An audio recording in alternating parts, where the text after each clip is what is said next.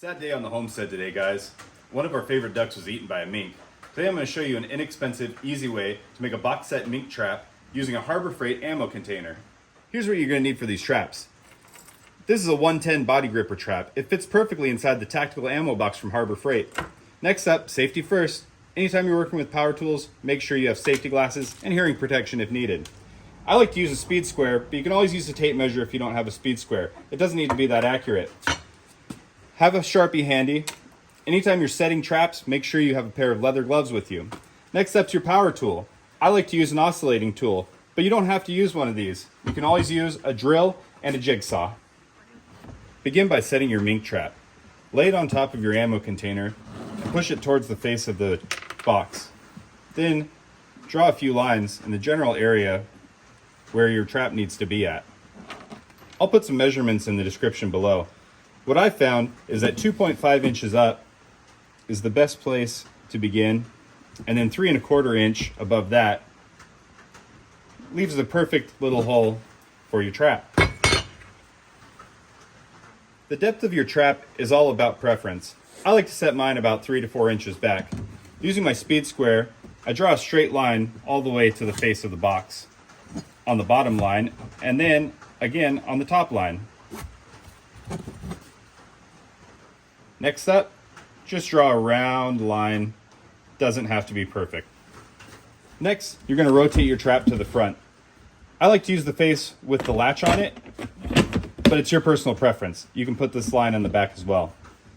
Next up, grab your trap and figure out how much space you're going to need. We know that we're going to have to go about this high up. Using your marker, draw general guidelines to figure out where you need to place your cuts. This doesn't have to be perfect, but make sure that you keep the general shape of the container so that it keeps its structure. Using your oscillating tool, you're going to want to cut along these lines. If you're using a drill and a jigsaw, make sure at any hard, sharp points, you drill a hole for easy movement. These lines don't need to be perfect. Just try and get in the general area.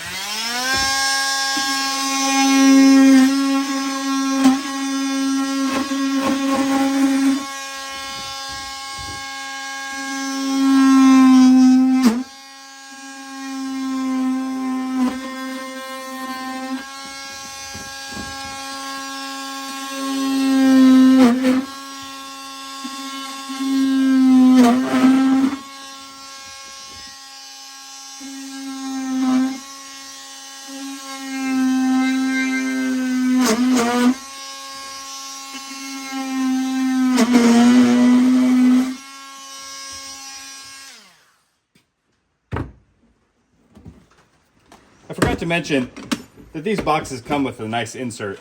Save these, they're great for organizing tools. And just like that, your box trap's ready. Next, make sure that your trap fits and make any adjustments as needed. I like to begin by putting the top in and swinging it around. And look at that, perfect fit.